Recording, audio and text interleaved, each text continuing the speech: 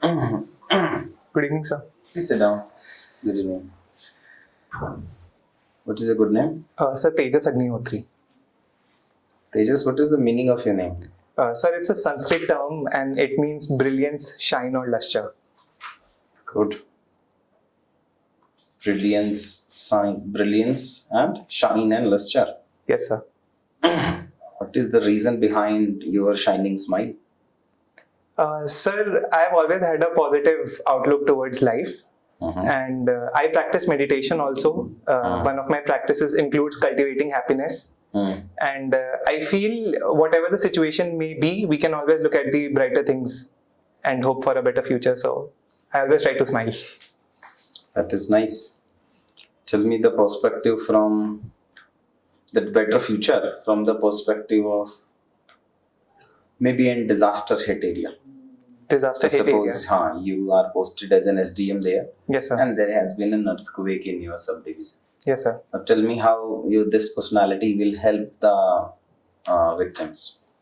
So first of all, this personality would help boost the morale of my team and it would make them more efficient and productive. Apart from that, it would also give victims the hope that the government is doing the utmost best that it can. And it would provide them hope that there is someone there for them, someone working continuously 24/7 to protect them.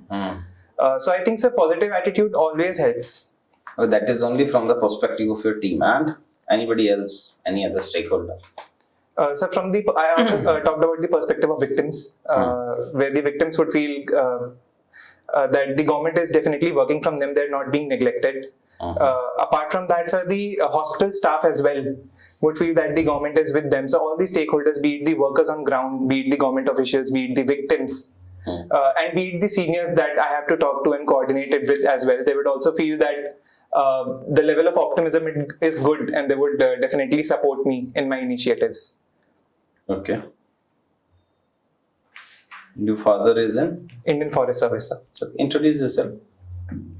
So my name is Tejas Agnihotri. I am a highly motivated individual and I have an interest to create a positive impact in the society.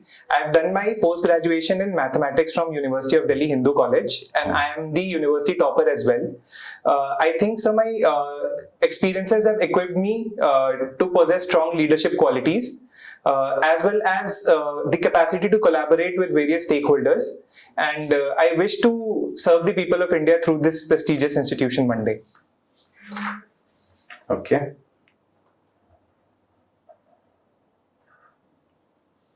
Tell me about your hobbies. So my hobbies include cubing and visiting national parks. Oh, visiting national parks. Tell me what recent step has been taken by the government to conserve the national parks. So the most recent step would be the Mishti scheme that the government released in this budget. It was about conserving the mangroves. And seeing the mangroves as an important part of the ecosystem, which would in turn help. That is one. And apart from that, sir, the government is focusing a lot more on building wildlife corridors, because one of the crucial problems that national parks are facing right now is that of lack of genetic diversity. So creating wildlife corridors would ensure that the national parks become sustainable in themselves. Because if we have to promote a sustainable national park, we have to ensure that we do not have to spend as much as we are spending right now to protect national parks. So wildlife corridors would ensure movement and interconnectedness of different national parks and different green areas where genetic diversity and hence the sustainability of the national park could be improved. Tell me the difference between Ramsar sites and national parks. Sir, Ramsar sites are wetlands basically. Wetlands are basically an area which is inundated by water for a certain period of time throughout the year, whereas national parks are created by legislation. Their boundaries are circumscribed by law, and it is done by National Board of Wildlife. The purpose of wetland could be the conservation of area, recharge of groundwater, protecting migratory species and other stuff, whereas national parks are more focused on particular species that inhabits there, for example a tiger or a lion. You graduated in 2019. 2021, sir. I did my post-graduation in I started my post-graduation in 2019. Okay. In which stream?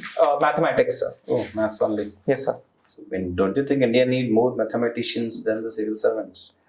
Sir, India would always need more of every people as we move forward to become one of the Vishwagurus.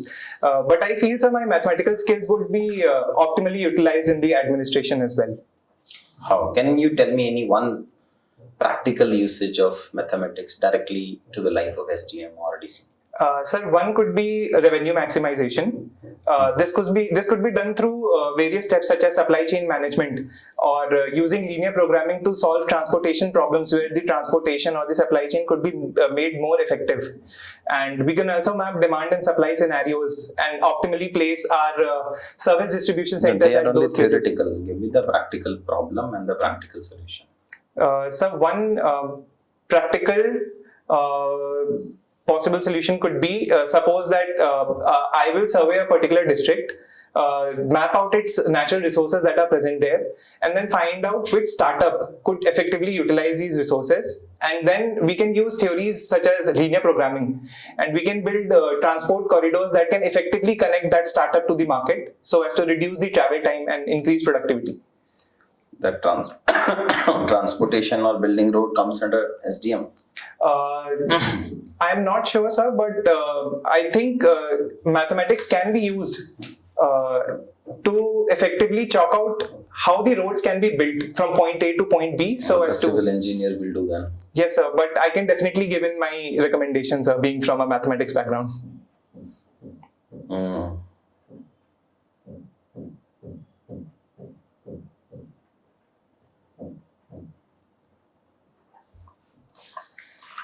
Okay. Who is your favorite actor? So my favorite actor as of now is Benedict Cumberbatch. From Bollywood? From Bollywood, sir, I am not that ardent follower of Bollywood movies or movies in general.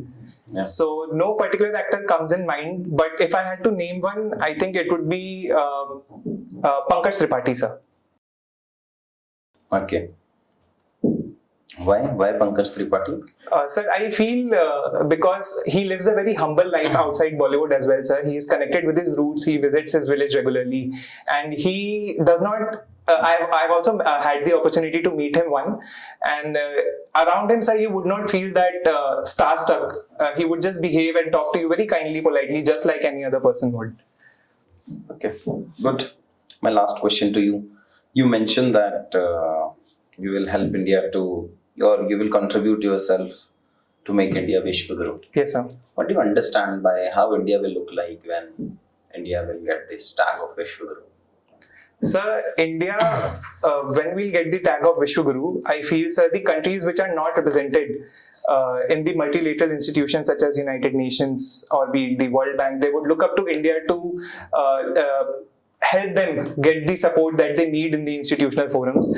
India would also become a net security provider in the region. For example, as the climate change is coming, the free climate events would also increase. So our neighborhood or the countries around us would also look as India to provide them with supplies and much needed resources to survive the given catastrophe. Apart from that, sir, I would feel that India would also provide an effective counterbalance to China when it comes to supply chain management. And India being a democratic country with a judiciary and a well-established system of grievance redressal mechanism, I think, sir, it would be a good alternative to China, and other countries would also trust us more. What is the GDP of China?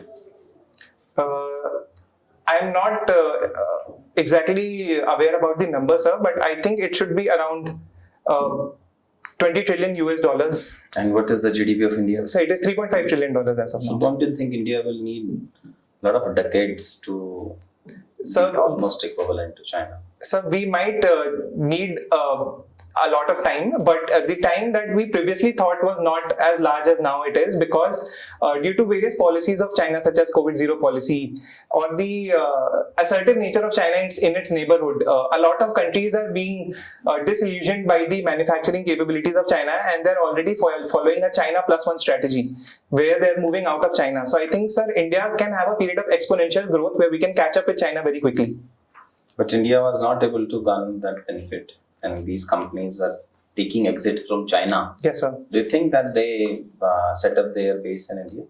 So some countries, for example, Samsung and Apple have definitely shown interest in India and have also set up in India. For example, 40% of manufacturing of Samsung is done in India.